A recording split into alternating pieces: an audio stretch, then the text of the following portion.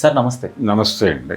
ఇప్పుడు చంద్రబాబు నాయుడు గారు మనం ఎంత సంక్షేమ పథకాలు ఇచ్చినా, ఎంత అభివృద్ధి చేసినా కష్టమే అని ఆయన ఒక మాట అన్నట్టుగా ఎక్కడో ఒక పోస్టర్ వచ్చింది. అది ఆయన ఎంతవరకు అన్నారో తెలియదు.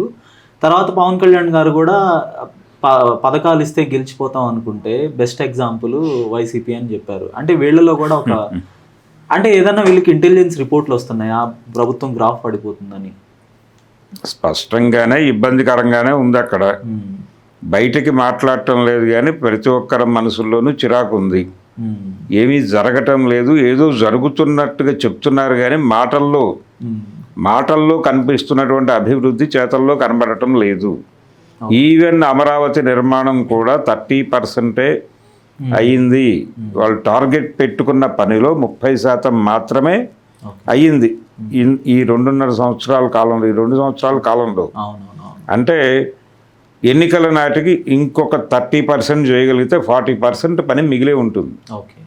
మీరు చెప్పిన గోల్స్ ప్రకారమే మీరు ఎన్నికల తర్వాత ప్రభుత్వాన్ని ఏర్పాటు చేసి ప్రైవేట్ సంస్థలకు అది ఇచ్చారు. ఇస్తూ చెప్పిన టార్గెట్ టైం అది. వచ్చే ఎన్నికల కల్లా ఇవి కంప్లీట్ చేస్తాం. ట్విన్ టవర్స్ ఏదో కడుతున్నారు, అవి కంప్లీట్ అయిపోతాయి, అసెంబ్లీ కంప్లీట్ అయిపోతుంది, సెక్రటేరియట్ కంప్లీట్ అయిపోతుంది అని చెప్పారు. కానీ ఇందులో 40% అధికారికంగానే పని అవ్వకుండా బయటకు వచ్చేస్తారు, ఎన్నికలకు వస్తారు వీళ్ళు. ఇప్పుడు అక్కడ రాజధాని రైతుల భయం ఏంటంటే వీళ్ళు ఎగ్జిక్యూట్ చేయకపోతే ప్రాపర్గా ఏం చూపించుకుని వచ్చే ఎన్నికల్లో మీరు ఎన్నికలకు వెళ్తారు. ఒకవేళ వెళ్ళి ఫెయిల్ అయ్యి మీరు ఓడిపోయి మళ్ళీ జగన్ వస్తే ఆయన మళ్ళీ ఇక్కడ ఆపేసి కూర్చుంటే ఎక్కడ క్రెయిన్ అక్కడే అన్నట్టుగా ఆగిపోతే ఏంటి వాట్ నెక్స్ట్ మా పని. పైగా జగన్మోహన్ రెడ్డి గారు ఇప్పుడు గతంలో కంటే కూడా కాకతీరి ఉంటాడు. ఈ కాకతీరి ఉన్న సందర్భంలో ఆయన ఎన్డీఏ నామ్స్ని కూడా పక్కన పెట్టి వ్యవహరిస్తే టువర్డ్స్ పీపుల్ అని కనుక పెడితే అప్పుడు మా భూముల పరిస్థితి ఏంటి అనే భయాందోళనతో ఉన్నారు వాళ్ళు. సార్ ఇప్పుడు మావిగన్ అనే ఒక ప్రతిపాదన తీసుకొచ్చారు జగన్మోహన్ రెడ్డి గారు. ఇక్కడికి రాజధాని అయితే ఇటు పక్కకు మారుస్తారు, కొన్ని కిలోమీటర్ల దూరంలోనే రాజధాని మారుతుంది. మావిగన్లు ఇవన్నీ వర్కౌట్ అయ్యేవి కాదు. సో ఇప్పుడు అమరావతి రైతులకి మావిగన్లో కొంత భూములు ఇచ్చి వాళ్ళకి గత ప్రభుత్వం ఇప్పుడు ప్రభుత్వం ఏదైతే ప్రామిస్ చేస్తుందో రైతులకి అదే ఈ మావిగన్ ప్రాంతంలో ఇస్తే కొంత జగన్కి అడ్వాంటేజ్ దొరుకుతుందా అమరావతి రైతుల్లో కానీ ఈవెన్ రాష్ట్ర వ్యాప్తంగా కూడా? దానికి సాధ్యం కాదండి, అవ్వదు, అది అయ్యే పని కాదు. అంటే రైతులకు కేవలం 20% భూములు ఇస్తే సరిపోతుంది కదా వాళ్ళు ఇచ్చిన దాంట్లో. అంటే 30,000 అంటే ఒక 10,000 ఎకరాలు. అవునండి, వాళ్ళు ఇచ్చారు. ఆ భూములు దేనికన్నా వాడుతున్నారా? వాడటం లేదు కదా. అలా బీడేసుకుని ఎందుకు ఉంచుకోవాలి? తిరిగి ఇచ్చేయండి, వాళ్ళు ఏదో చేసుకుంటారుగా. మీకెందుకు వచ్చిన గొడవ? ఇప్పుడు ఆయన బిల్డర్ అగ్రిమెంట్ కుదుర్చుకున్నాడు, బిల్డర్ గారు ఫెయిల్ అయ్యారు, దాన్ని ఓనర్కి ఇచ్చేస్తే ఓనర్ ఏదో తిప్పలు పడతాడుగా. దాన్ని పండించుకుంటాడా లేకపోతే దానిలో లాడ్జీలు కట్టుకుంటాడా? ఆయన చూసుకుంటాడుగా. ఒకటే మాట అండి, సింగిల్ డైలాగ్, మిత్రులారా మీ భూములు మీరు పట్టాలు ఇచ్చేస్తాను తీసుకెళ్ళిపోండి. ఇక్కడ మేం సాధ్యమైనంత వరకు ఇక్కడ నిర్మాణాలు ఏవో జరుపుతాం. ఎలాగో మొదలు పెట్టారు కాబట్టి ఇప్పుడు జడ్జీల బంగ్లాలు కంప్లీట్ అయిపోయినాయి, వాళ్ళు వచ్చేసారు. సో హైకోర్టు నిర్మాణము పర్మనెంట్ అది అక్కర్లేదు, అది బాగానే ఉంది అంటున్నారు. సో సెక్రటేరియట్ అసెంబ్లీ కూడా అక్కడే నిర్మాణాలు మొదలైపోయినాయి.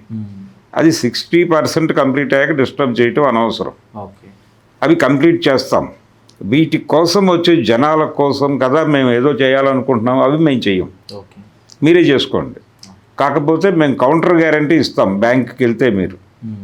సో మీ భూములు మీవే, మీ నిర్మాణాలు మీవే, మీరు మాకిచ్చి మేము మీకు ఇచ్చి ఈ గొడవ వద్దు. మీ భూములు తీసుకుని మళ్ళీ దానిలో మేము కొంత ఇవ్వడం ఏంటి మీకు? కాబట్టి ఇప్పుడు కొత్తగా భూములు సేకరణ జరుగుతున్న వాళ్ళందరూ జగన్ గేయటానికి సిద్ధంగా ఉన్నారు. ఎందుకంటే వీళ్ళు 50 ప్లాట్ఫామ్ల రైల్వే స్టేషను లేకపోతే ఇన్ని ఎకరాల్లో ఎయిర్పోర్ట్లు ఇవన్నీ భయం వేస్తుంది వాళ్ళకి. భయం వేస్తుంది. మరొక వైపు మావిగన్ అనేది నిజంగా ఆయన తీసుకురాగలిగితే, ఆయన అక్కడ పెట్టగలిగితే ఆ రైతులకు అదే రకమైన బెనిఫిట్ ఉంటుంది. అవునండి, మావిగన్ అనేది మీరు మాట్లాడుతున్నారు పదే. మావిగన్ అంటే ఆయన ఉద్దేశం ఏమిటి? అలా మచిలీపట్నం నుంచి మొదలుపెట్టి గుంటూరు వరకు ఉన్నటువంటి ప్రభుత్వ భూముల్లో చిన్న చిన్న కార్యాలయాలు కాంప్లెక్స్లు కట్టుకుంటే అయిపోతుంది కదా. ఎందుకు జనం నుంచి తీసుకోవటం అనే కదా నీ గొడవ. అవును.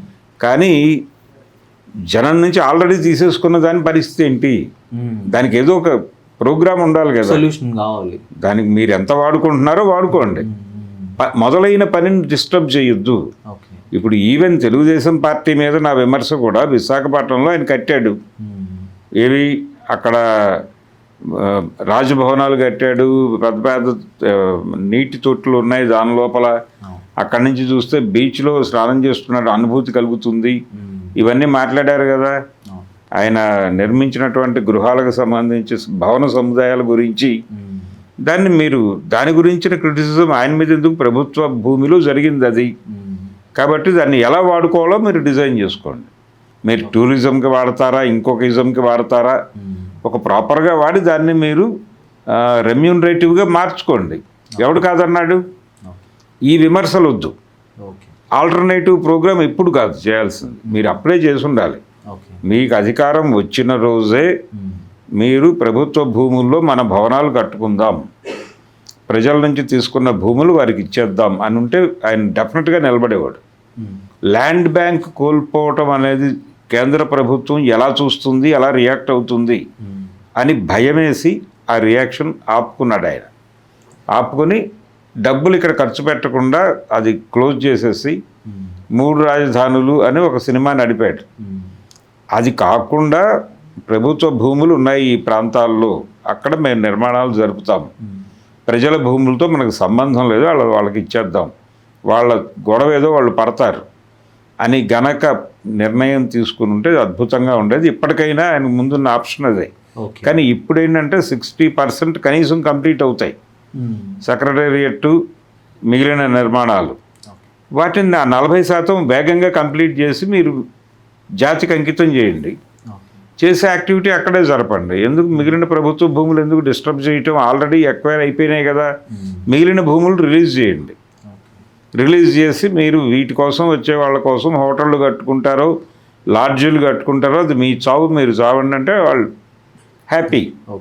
కనీసం ఒక డెవలప్మెంటల్ యాక్టివిటీ, అక్కడికి జనాలు రావటము వెళ్ళటము, ఆ యాక్టివిటీ జరుగుతుంది. కాబట్టి వాళ్ళు వేగంగా ఏదో పని చేసేసి అక్కడ అమరావతి దాని అంతలో అదే నిర్మాణం జరుగుతుంది. ఎవరో వచ్చి నిర్మాణం చేస్తాడని చంద్రబాబు చెప్తున్నది బూటకం. మేము నిర్మాణం చేస్తాము, మేము నిర్మాణం జరిపిన దానిలో మీరు వచ్చి ఉండాలి, మీరు అప్పటిదాకా రోడ్ల మీద పడుకోండి చాపలు వేసుకుని అని చెప్పడం తప్పు. అది దానికి కౌంటర్ నెరేటివ్, బలమైనటువంటి శాస్త్రీయమైన నెరేటివ్తో జగన్మోహన్ రెడ్డి మాట్లాడటం మొదలు పెడితే జనం ఆయన వైపు చెరగటం ఖాయం. తెలంగాణలో కూడా అదే పరిస్థితి ఉంది దాదాపుగా.